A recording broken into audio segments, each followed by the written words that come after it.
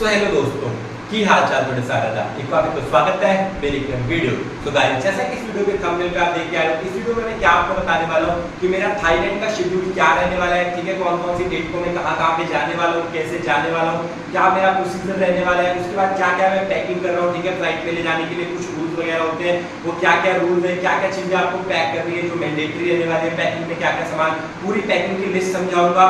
और उसके बाद ठीक है, ये मेरी थाईलैंड सीरीज की दूसरी वीडियो है, तो वीडियो को बिना स्किप करे एंड तक देखना, क्योंकि काफी सारी इंपॉर्टेंट चीजें हैं जो मैं आपको यहाँ पे बताने वाला हूँ। तो सबसे पहले ठीक है, जैसे कि अगर आपने मेरी पहली वीडियो नहीं देखी है तो उस सीरीज में आप जाके पहली वीडियो देख सकते हो, जिसमें मैंने आपको अपनी पूरी बताई है कि मैंने कैसे प्लान किया है, क्या क्या चीजें सोची, कैसे सोचा, और कैसे सोचा उस वीडियो में पूरे नीचे डिस्क्रिप्शन में लिंक भी दिया हुआ है इस पीडीएफ का। ठीक है, यहाँ पे मैंने सब कुछ है राइटिंग में एक नोटबुक में लिखा था प्लान करने के लिए काफी सारे, तो मैंने सारी चीजें वहाँ पे अपनी इन्फॉर्मेशन है उस पीडीएफ में भी दे रखी है और उस वीडियो में समझा भी रखी है। तो अगर आपने वो वीडियो नहीं देखी है तो उस वीडियो को जाकर डिटेल में देख सकते हो, अगर आप भी प्लान कर रहे हो अपनी पहली इंटरनेशनल सोलो ट्रिप। ठीक है, तो यहाँ पे मैं आपको बता दूं, सबसे पहले तो यहाँ पे मैं जाने वाला हूँ सोलो, कहाँ से, पंजाब से थाईलैंड। तो मेरी बिल्कुल इंटरनेशनल सोलो ट्रिप रहने वाली है। वैसे मैंने इंडिया में तो काफी सारी सोलो ट्रिप्स की है, बट इंटरनेशनल ये मेरी पहली सोलो ट्रिप रहने वाली है। एडिशनली जो फ्लाइट है उसमें भी मैं सबसे पहली बार बैठने वाला हूँ, आज तक मैं फ्लाइट में नहीं बैठा हूँ, तो फ्लाइट में भी मैं पहली बार बैठूंगा, तो मेरे लिए ये सारा एक्सपीरियंस बिल्कुल नया रहने वाला है। तो मैं आपको काफी सारी चीजें बताने वाला हूँ, ठीक है, आने वाली सीरीज में कि आप कैसे है जो एयरपोर्ट पे पहुंच सकते हो, एयरपोर्ट का एक्सपीरियंस कैसे रहने वाला है, पहली बार आपको क्या क्या प्रॉब्लम आ सकते हैं, क्या क्या चीजों का आपको ध्यान रखना है, पहला इंटरनेशनल सफर कैसे करना है, पहली फ्लाइट कैसे रहने वाली है। ठीक है, उसके बाद आपको थाईलैंड सीरीज में तो सारी इन्फॉर्मेशन मिल ही जाएगी कि थाईलैंड आपको कैसे घूमना है, वहाँ पे क्या क्या रहने वाला है, तो वो सारी चीजें आपको पता लगी जाएगी। फाइनली ये जो आप मेरा प्लान है वो तैयार है, जो आपको बता देता हूँ। तो जो मेरी डेट्स रहने वाली है मैंने चूज की है, ठीक है, 17 अगस्त से 30 अगस्त तक, तो लगभग 14 दिन का मेरा थाईलैंड का टूर रहने वाला है। घर से निकलूंगा मैं 16 अगस्त को। अभी मैं हूँ पंजाब में, पंजाब से सबसे पहले मुझे जाना पड़ेगा दिल्ली, क्योंकि दिल्ली से ही मुझे मिल रही है फ्लाइट है जो डायरेक्टली थाईलैंड के लिए international airport, Indira Gandhi international airport है। तो 16 को मैं निकलूंगा घर से दिल्ली के लिए, 17 को अर्ली मॉर्निंग मेरी फ्लाइट है। ठीक है, 17 अगस्त को मेरी फ्लाइट है दिल्ली से फुकेट की। तो मैंने डिसाइड किया मैं अपनी ट्रिप स्टार्ट करूंगा फुकेट से, क्योंकि मुझे 19 अगस्त को ठीक है फुल मून पार्टी है जो अटेंड करनी है। तो 17 अगस्त को मैं निकलूंगा दिल्ली से फुकेट फ्लाइट के लिए, जो मेरा फ्लाइट का टाइम है सुबह, ठीक है 6:25 को मेरा सुबह फ्लाइट का टाइम है, जो कि मुझे लगभग 12:30 बजे पहुंचा देगी। तो फ्लाइट का टाइम है वो 4 घंटे 5 मिनट का है। बट आपको एक डाउट आएगा जब आप फ्लाइट बुकिंग करेंगे, जैसे मैं सुबह 6:25 AM पे बैठा तो थाईलैंड में 12:30 बजे क्यों पहुंच रहा हूँ, कि जो फ्लाइट का टाइम है वो तो 4 घंटे ही है, तो उसके हिसाब से मुझे 10:30 या 11 बजे तक पहुंच जाना चाहिए। तो ये बता दूं कि जो थाईलैंड है वो हमसे 2 घंटे आगे चलते हैं, तो जब आप फ्लाइट बुक करोगे तो उसमें आपको टाइम डिफरेंस की थोड़ी सी कंफ्यूजन है जो आ सकती है, मुझे भी आई थी, इसलिए ये पॉइंट मुझे पता लगा। तो आप 6:25 AM पे यहाँ पे बैठोगे और 12:30 वहाँ पहुंचोगे, क्योंकि थाईलैंड हमसे 2 घंटे आगे है। तो उसके बाद जो पहला दिन है मेरा रहने वाला है फुकेट में। ठीक है, फुकेट के एयरपोर्ट से मैं लेके जाने वाला हूँ प्राइवेट बस वगैरह जो होने वाली, टैक्सी वगैरह नहीं लूंगा, बजट ट्रैवलिंग करने वाला हूँ, तो बस वगैरह लेके जाऊंगा मैं फुकेट में। फुकेट में जो मैंने अपना स्टे बुक किया वो पैंगटोंग बीच के आसपास बुक किया, क्योंकि पैंगटोंग का ही सबसे बेस्ट एरिया माना जाता है जहाँ पे आप अपना स्टे वगैरह बुक कर सकते हो। तो मैंने अपना पहले नाइट का स्टे जो पैंगटोंग बीच में फुकेट के आसपास बुक किया है। कौन से होटल में किया वो भी बता देता हूँ। ठीक है, आपको मैंने बुक किया है पैंगटोंग हॉस्टल, पैंगटोंग हॉस्टल करके एक हॉस्टल है जहाँ पे मैंने अपना स्टे जो बुक किया। उसके बाद है जो अगली चीज है कि आपको 18 अगस्त को मैं जाने वाला हूँ फुकेट से कोह फंगान। जो फुल मून पार्टी है वो कोह फंगान नाम के आइलैंड पे, कोह फंगान नाम के आइलैंड पे हैड्रिन बीच है वहां पे की जाती है। तो अगले दिन जो पार्टी है वो 19 तारीख को है, तो 18 तारीख को मुझे जो जाना पड़ेगा कोह फंगान आइलैंड पे, क्योंकि जो सफर है फुकेट से कोह फंगान का वो भी काफी ज्यादा लंबा और मतलब हेक्टिक है थोड़ा सा। तो फुकेट से ही आपको ना 1000 रुपए में जो बुकिंग है वो मिल जाएगी, 1000 रुपए थाई बात को आपसे देंगे, इसमें वो आपको फुकेट से कोह फंगान आइलैंड पे पहुंचा देंगे। तो वहां से भी आप बुकिंग कर सकते हैं। अगर आपको खुद जाना है तो आप फुकेट से जा सकते हैं बस लेके समरथानी तक, समरथानी से फेरी लेके आप जा सकते हैं कोह फंगान आइलैंड तक। बट लगभग उसमें भी आपके 700 से 800 थाई बात लग जाएंगे। तो अगर आपको आराम से जाना है बिना किसी टेंशन के, तो आप 1000 थाई बात में फुकेट से ही जो प्राइवेट टूर टैक्सी वाले होते हैं उनके साथ अपना जो है बुक कर सकते हैं। मैं भी वही करने वाला हूँ, 1000 थाई बात में मैं बुक कर लूंगा अपना टूर उनके साथ, तो मुझे 1000 थाई बात में पहुंचा देंगे कहाँ से, फुकेट से कोह फंगान आइलैंड पे। फिर कोह फंगान आइलैंड पे एक नाइट में स्टे करूंगा। उसके बाद अगले दिन कोह फंगान आइलैंड पे फुल मून पार्टी है जो अटेंड करूंगा 19 अगस्त को। उसके बाद ठीक है 20 अगस्त को कोह फंगान आइलैंड से मैं जाऊंगा कराबी। कराबी के लिए आपको डायरेक्टली वहां से फेरी वगैरह मिल जाएगी, इसका किराया भी लगभग 1000 थाई बात के आसपास मिलेगा। तो कोह फंगान आइलैंड से 19 तारीख को जाऊंगा मैं कराबी, 21 तारीख को कराबी ठीक है लोकल घूमूंगा। उसके बाद 22 तारीख को कराबी से जाऊंगा फुकेट, फुकेट में स्टे करूंगा दोबारा से, क्योंकि फुकेट में मुझे मतलब सिर्फ लैंड हुआ था तो मुझे कुछ देखने का मौका नहीं मिला। तो कराबी से जाऊंगा फुकेट, वहां पे जाके उस दिन मैं करूंगा लोकल फुकेट का टूर। अगले दिन मैं बुक करूंगा फुकेट से फिफी आइलैंड का टूर। अगर आप चाहें तो फिफी आइलैंड में स्टे भी कर सकते हैं या घूम फिर के वापस आ सकते हैं फुकेट में। तो मैं भी ट्राई करूंगा कि फिफी आइलैंड में स्टे करूँ, अगर स्टे महंगा हुआ तो मैं घूम फिर के टूर वगैरह मतलब घूम करके वापस आ जाऊंगा फुकेट में। उसके बाद फिर अगले दिन मैं फुकेट के और भी अगर डेस्टिनेशन वगैरह होगी वो एक्सप्लोर करूंगा और उसी रात को मतलब कि 24 अगस्त की रात को मैं निकल जाऊंगा फुकेट से बस लेके कहाँ के बैंकॉक के लिए। ठीक है, डायरेक्ट बसेज आपको फुकेट से मिल जाती है बैंकॉक के लिए। तो वहाँ से 25 तारीख को हम पहुँच जाएंगे सुबह सुबह बैंकॉक। फिर सबसे पहले हम कवर करने वाले हैं पटाया। ठीक है, बैंकॉक से जैसे मैं पहुंचूंगा वहाँ से एक और बस लेके मैं चला जाऊंगा पटाया, तो 2 से 3 घंटे का समय और लगेगा। पटाया पहुंचने के बाद मैं 25 और 26 अगस्त को रहने वाला हूँ पटाया में। 2 दिन हम पटाया को एक्सप्लोर करेंगे। क्या क्या चीज़ एक्सप्लोर करने वाले हैं वो तो यार आपको आने वाली सीरीज में देखने को मिलेगा, क्योंकि यहाँ पे हम ज़्यादा वीडियो को लंबी नहीं कर सकते और अभी ये सब मैंने एक्सपीरियंस भी नहीं किया है, तो मैं अच्छी प्लेसेस आपको अभी भी नहीं बता सकता। तो सारी चीज़ें आपको आने वाली सीरीज में डिटेल में पता लगेगी। यहाँ पे जो मैंने प्लान किया है सिर्फ आपको वो बता रहा हूँ। उसके बाद ठीक है, उसके बाद हम चले जाएंगे 25, 26 या 27 तक, जितने दिन भी हमको लगेंगे पटाया में हम स्टे करेंगे। उसके बाद अगर हमने 2 दिन में कवर हो गया तो 27, 28 और 29 3 दिन है जो बैंकॉक में स्टे करेंगे, बैंकॉक को एक्सप्लोर करेंगे। और 30 तारीख को जो 30 अगस्त को या अर्ली मॉर्निंग में फ्लाइट ले लूंगा बैंकॉक से दिल्ली के लिए। मेरी फ्लाइट है सुबह 4 बजे रहने वाली है। ठीक है, तो पहले दिन जो मेरी फ्लाइट है वो 6:25 पे रहेगी दिल्ली से, और दूसरे दिन सुबह 4 बजे रहेगी बैंकॉक से दिल्ली के लिए। तो सुबह 4 बजे में वहाँ से चलूंगा तो लगभग 10, साढ़े 10, 11 बजे तक है जो पहुँच जाऊंगा दिल्ली में। क्योंकि अब जब हम वापस आएंगे तो जो इंडिया का टाइम है वो 2 घंटे पीछे होगा, तो हमारे वो टाइम भी कंपनसेट हो जाएगा। तो आपकी लाइफ में से 2 घंटे बिल्कुल भी कम नहीं हो रहे, टेंशन लेने की बिल्कुल जरूरत नहीं। तो ये है मेरा पूरा प्लान जो आपका रहने वाला है। उसके बाद अभी जो आपको पैकिंग वगैरह कैसे करनी है, देखो आपको कुछ इंपॉर्टेंट चीज़ें जो मैंने पहले भी बताई थी कि बैंकॉक अगर आप टूर कर रहे हैं तो आपको अपना बजट डिसाइड करना है, कितने डेज है वो डिसाइड करने हैं। उसके बाद आपको जो आपका पासपोर्ट है आपके पास वो होना मैंडेटरी है। उसके बाद आपके पास वीज़ा है, वीज़ा फ्री है, तो वीज़ा की टेंशन लेने की जरूरत नहीं है अगर आप 12 नवंबर या 11 नवंबर से पहले जा रहे हैं। बाद में अगर आप जाएंगे तो आपको वीज़ा ऑन अराइवल के लिए 2200 थाई बाट अपने अलग से रखने हैं, प्लस 10,000 थाई बाट कैश है जो अलग से रखने जो आपको दिखाना पड़ेगा। तो लगभग टोटल 13,000 थाई बाट आपको लेके जाने पड़ेंगे एज अ कैश वहाँ पे दिखाने के लिए।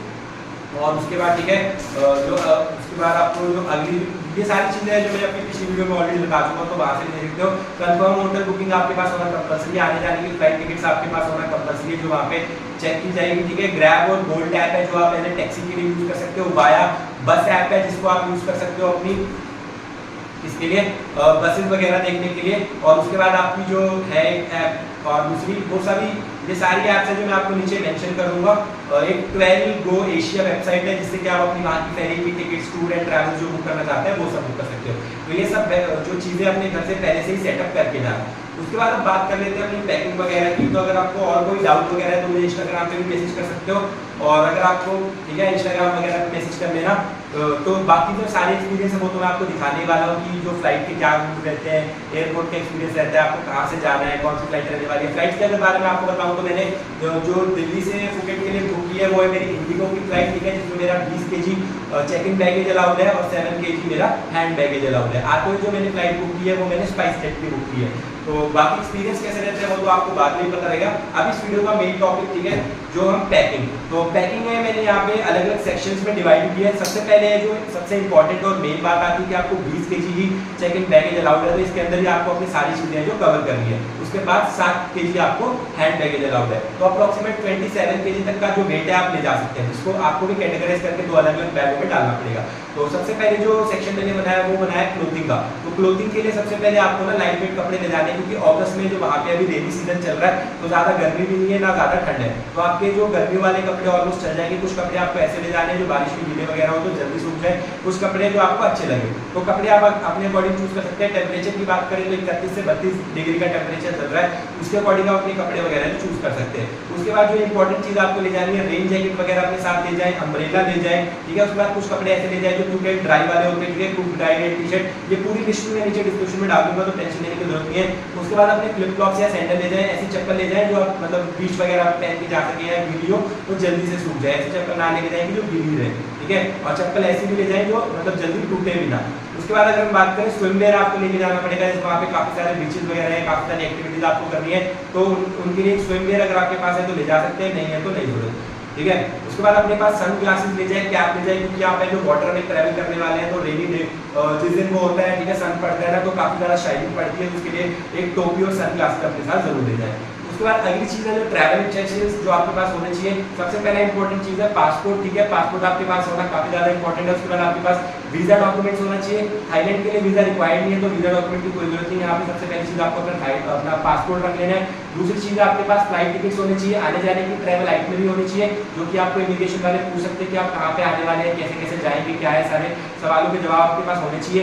तीसरा जो डॉक्यूमेंट है ट्रैवल इंश्योरेंस। ट्रैवल इंश्योरेंस कराना काफी ज्यादा इंपॉर्टेंट है। मैंने रिलायंस का ट्रैवल इंश्योरेंस खरीदा है, जो कि मुझे पड़ा है 1000 रुपए का पॉलिसी बाजार से, जिसका लिंक भी नीचे में दे दूंगा, तो आप वहां से ट्रैवल इंश्योरेंस भी जो खरीद सकते हैं। उसके बाद आपको अपनी इंपॉर्टेंट जितने भी डॉक्यूमेंट्स हैं उनकी फोटोस्टेट वगैरह करा लेंगे, इंडिया से करा के जाए ताकि आपको थोड़ा सस्ता मिल जाए। वैसे कहीं पे जरूरत नहीं पड़ती है, बट फिर भी अगर आपको वहां करानी पड़ेगी तो आपको फालतू के एक्स्ट्रा पैसे देने पड़ेंगे, महंगे में कराना पड़ेगा। इंडिया से अपने पासपोर्ट की, पैन कार्ड की, लाइसेंस की सबकी फोटोकॉपी वगैरह करा के ले जाए। उसके बाद आपको करेंसी चाहिए, जैसे कि मैंने आपको ऑलरेडी बताया कि आपको करेंसी लेके जानी है अपने साथ। मिनिमम 10,000 थाई बाट आपके पास होने चाहिए, जो कि आप अपने शहर से किसी भी फॉरेक्स एक्सचेंज वगैरह या करेंसी एक्सचेंज वाली दुकान पे जाके करा सकते हैं, ठीक है। लगभग 25,000 रुपए के आपको 10,000 थाई बाट मिलने वाले हैं, जिसको आप जाके एक्सचेंज करा सकते हैं। उसके बाद आपके पास इंटरनेशनल क्रेडिट और डेबिट कार्ड होने चाहिए, जो कि आपके नाम को इस बात का खास ध्यान रखें कि जो डेबिट और क्रेडिट कार्ड है अपने नाम के लेके जाए, जो कि काफी ज्यादा इंपॉर्टेंट रहते हैं। प्रेफर करें कि अगर आपके पास क्रेडिट कार्ड है तो उसको जरूर लेके जाए।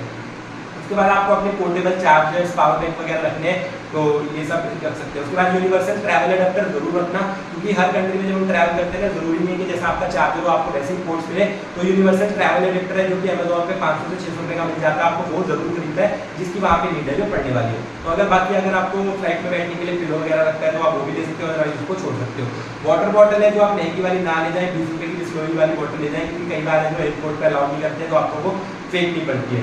उसके बाद एक छोटा अम्ब्रेला है जो आपको अपने साथ ले जाना है। टॉयलेट्रिक्स की बात करें तो ठीक है, आपको सबसे पहले तो अपने साथ एक जो टॉयलेट पेपर है वो जरूर ले जाना है, क्योंकि वहाँ पे हम जो इंटरनेशनल जाने वाले अलग अलग जगह से लोग आएंगे, सब लोग टॉयलेट या जो इनकी कॉमन टॉयलेट्स वगैरह यूज करेंगे, तो उसको साफ करने के लिए टॉयलेट पेपर काफी ज्यादा इंपॉर्टेंट है, और उसके साथ एक सैनिटाइजर। तो ये जो चीजें सबसे पहले अपने बैग में डाल देना।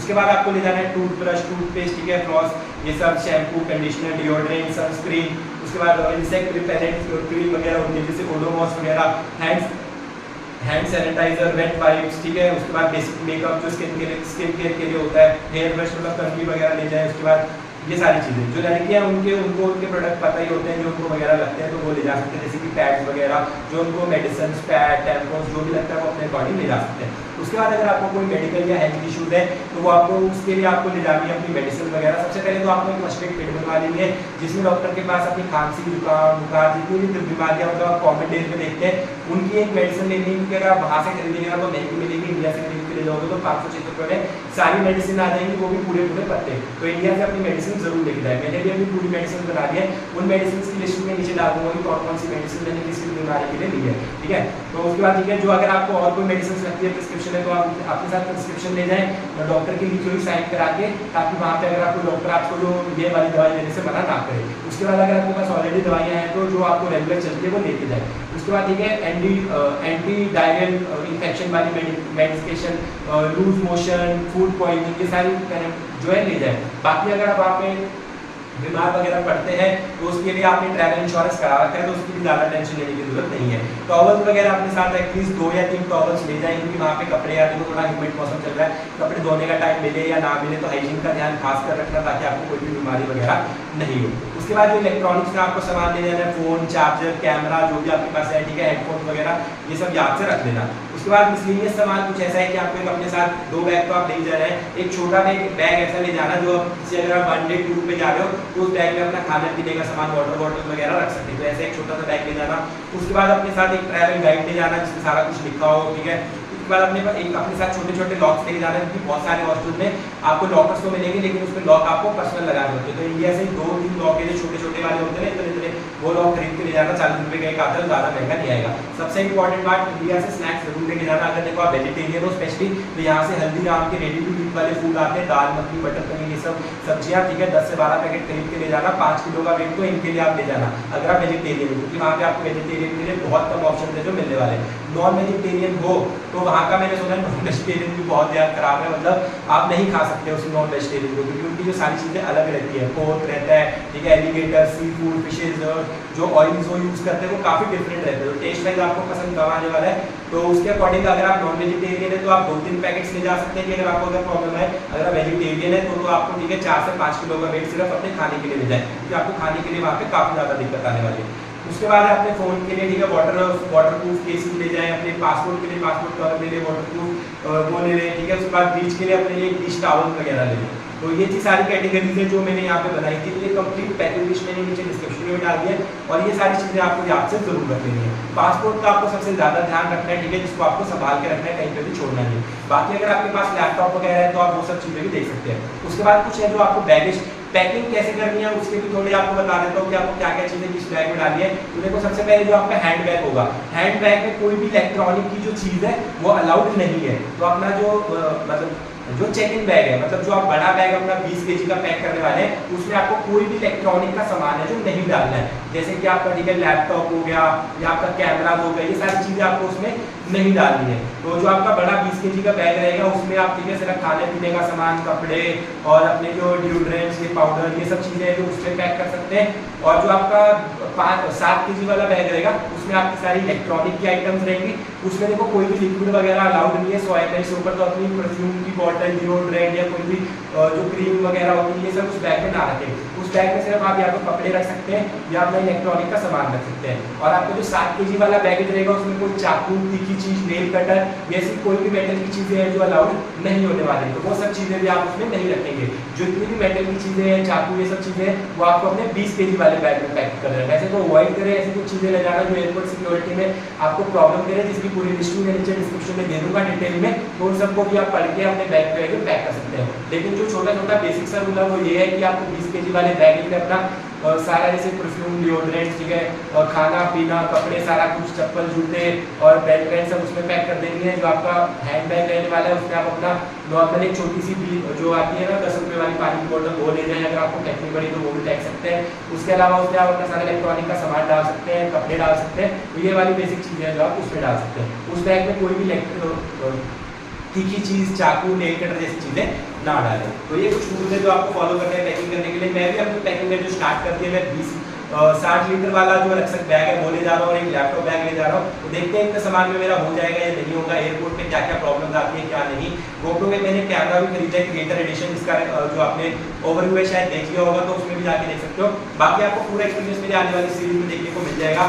तो अगर आप भी देखना चाहते हैं कि थाईलैंड सीरीज बजट में कैसे कि मैं 70,000 के बीच में 15 दिन का थाईलैंड का टूर है कंप्लीट करने वाला हूँ, जिसमें 4 जगह है जो कि फुकेट, कराबी, को बंगाल पे, फुल मून पार्टी, उसके बाद पटाया, बैंकॉक की सारी जगह कवर करता हूँ। तो मेरे चैनल को सब्सक्राइब जरूर करें, इस वीडियो को शेयर जरूर करें अपने दोस्तों के साथ जो थाईलैंड जाना चाहते हैं और तैयारी कर रहे हैं अपनी बैक पैकिंग के लिए। तो ठीक है, अगली जो वीडियो आपको रहने वाली है वो सारी पूरी सीरीज शुरू हो जाएगी थाईलैंड की। तो वीडियो पसंद आई हो तो वीडियो को लाइक कर देना, चैनल को सब्सक्राइब कर देना।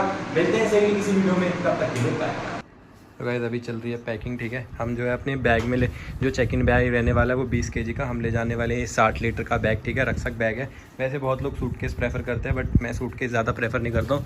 तो मैं कोशिश करूँगा कि सारा सामान इसमें फिट करके देखते हैं अगर एक बार आ गया तो क्या क्या सामान लिया। सबसे पहले मैंने लिए टी शर्ट्स वगैरह, ये थोड़ी फैंसी टी शर्ट्स हैं। बाद में उसके बाद ये ठीक है नॉर्मल टी शर्ट्स हैं। ये सबसे इंपॉर्टेंट है क्योंकि आपकी जेब से फ़ोन, सामान, पैसा चोरी हो सकता है, उसके लिए मैंने ये स्पेशली लिया है, ठीक है। तो ये आपके पास भी होना चाहिए। उसके बाद ये नई चप्पलें वगैरह ली हैं, स्लीपर्स, ठीक है, बीच वगैरह पे पहनने के लिए थोड़ी सी सही रहती है, नई ले ली। उसके बाद ये सारे अंडरवेयर आपके पास काफ़ी सारे होने चाहिए।